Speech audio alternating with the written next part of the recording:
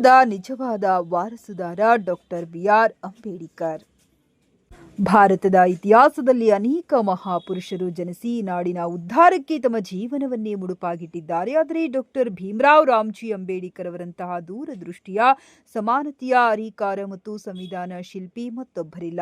ಅವರನ್ನು ಕೇವಲ ಭಾರತದ ಸಂವಿಧಾನದ ಜನಕರೆಂದು ಗುರುತಿಸುವುದಕ್ಕಿಂತ ಹೆಚ್ಚಾಗಿ ಅವರು ಭಾರತದ ನಿಜವಾದ ವಾರಸುದಾರ ಎಂದು ಕರೆಯಲ್ಪಡಲು ಅರ್ಹರು. ಏಕೆಂದರೆ ಅವರು ಭಾರತವೆಂಬ ಕಲ್ಪನೆಯ ಮೂಲಭೂತ ಮೌಲ್ಯಗಳಾದ ಸ್ವಾತಂತ್ರ್ಯ, ಸಮಾನತೆ ಮತ್ತು ಭ್ರಾತೃತ್ವವನ್ನು ನಿಜವಾದ ಅರ್ಥದಲ್ಲಿ ಕಟ್ಟಿಕೊಟ್ಟರು.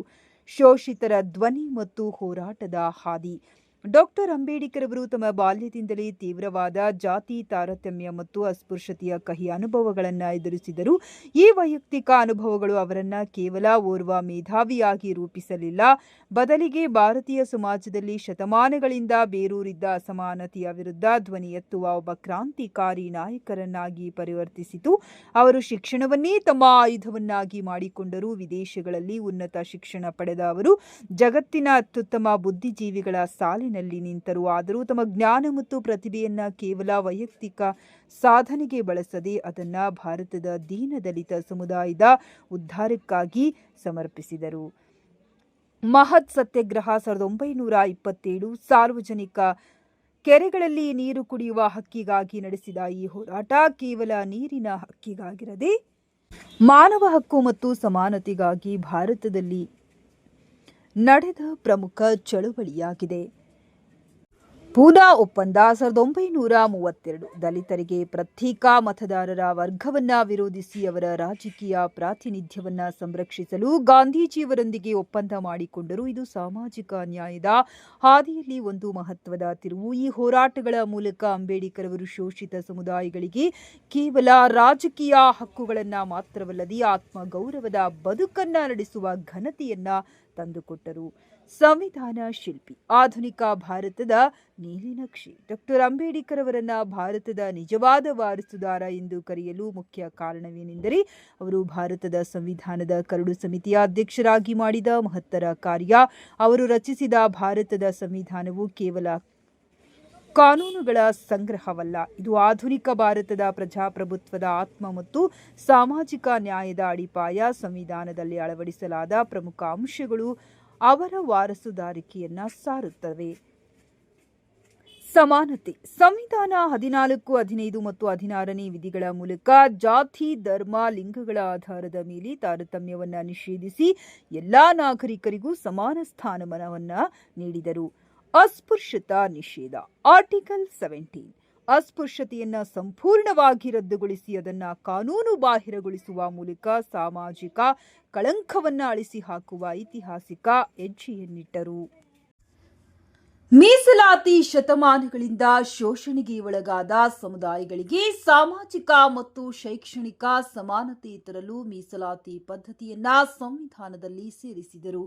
ಇದು ಅವರ ನ್ಯಾಯಯುತ ಸಮಾಜದ ಕಲ್ಪನೆಯ ಪ್ರತೀಕವಾಗಿದೆ.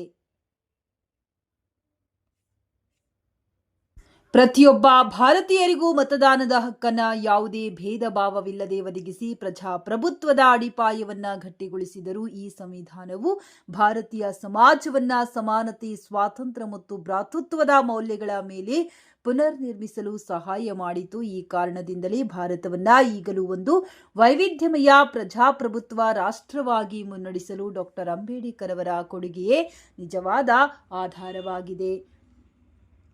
ಅಂಬೇಡ್ಕರ್ ಅವರು ಕೇವಲ ಸಾಮಾಜಿಕ ಸುಧಾರಕ ಮತ್ತು ಕಾನೂನು ತಜ್ಞರಾಗಿರಲಿಲ್ಲ. ಅವರು ಭಾರತದ ಅರ್ಥಶಾಸ್ತ್ರಜ್ಞರಲ್ಲಿ ಅಗ್ರಗಣ್ಯರು. ಅವರ ಪ್ರಬಂಧಗಳು ಮತ್ತು ಕೃತಿಗಳು ಭಾರತದ ಆರ್ಥಿಕ ಮತ್ತು ಹಣಕಾಸು ವ್ಯವಸ್ಥೆಗಳ ಬಗ್ಗೆ ಆಳವಾದ ತಿಳುವಳಿಕೆಯನ್ನ ನೀಡುತ್ತವೆ. ಭಾರತೀಯ ರಿಸರ್ವ್ ಬ್ಯಾಂಕ್ ಸ್ಥಾಪನೆಯಲ್ಲಿ ಅವರ ಆರ್ಥಿಕ ವಿಚಾರಗಳು ಪ್ರಮುಖ ಪಾತ್ರ ವಹಿಸಿವೆ. ಕೃಷಿ ಕ್ಷೇತ್ರದ ಸುಧಾರಣೆ, ನೀರಿನ ನಿರ್ವಹಣೆ ಮತ್ತು ಕೈಗಾರೀಕರಣದ ಕುರಿತ ಅವರ ದೃಷ್ಟಿಕೋನಗಳು ಇಂದಿಗೂ ಪ್ರಸ್ತುತವಾಗಿವೆ.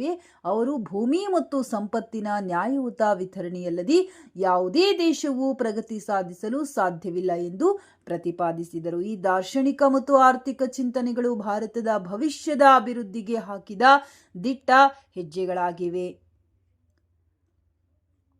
Doctor B R. ಅಂಬೇಡ್ಕರ್ ಅವರನ್ನ ಭಾರತದ ನಿಜವಾದ ವಾರಸುದಾರ ಎಂದು ಕರೆಯುವುದು ಸೂಕ್ತ, ಏಕೆಂದರೆ ಅವರು ರಾಜಕೀಯ ಸ್ವಾತಂತ್ರ್ಯದ ಜೊತೆಗೆ ಸಾಮಾಜಿಕ ಮತ್ತು ಆರ್ಥಿಕ ಸ್ವಾತಂತ್ರ್ಯದ ಮಹತ್ವವನ್ನ ಮೊದಲು ಒತ್ತಿ ಹೇಳಿದರು. ಭಾರತವು ಒಂದು ವ್ಯಕ್ತಿ, ಒಂದು ಮೌಲ್ಯ ಎಂಬ ತತ್ವದ ಮೇಲೆ ನಿಲ್ಲಬೇಕಾದರೆ ಅಂಬೇಡ್ಕರ್ ಅವರ ಆಶಯಗಳನ್ನ ಪ್ರತಿಯೊಬ್ಬ ಭಾರತೀಯನೂ ಅನುಸರಿಸಬೇಕು. ಅವರು ಬರೀ ಒಂದು ಇತಿಹಾಸದ ಪುಟವಲ್ಲ, ಬದಲಿಗೆ ಭಾರತದ ಭವಿಷ್ಯಕ್ಕೆ ನಿರಂತರವಾಗಿ ಸ್ಫೂರ್ತಿ ನೀಡುವ ಒಂದು ಸಾರ್ವಕಾಲಿಕ ದೀಪ. ಅವರ ಪರಂಪರೆಯು ಯಾವುದೇ ನಿರ್ದಿಷ್ಟ ಸಮುದಾಯಕ್ಕೆ ಸೀಮಿತವಾಗಿಲ್ಲ.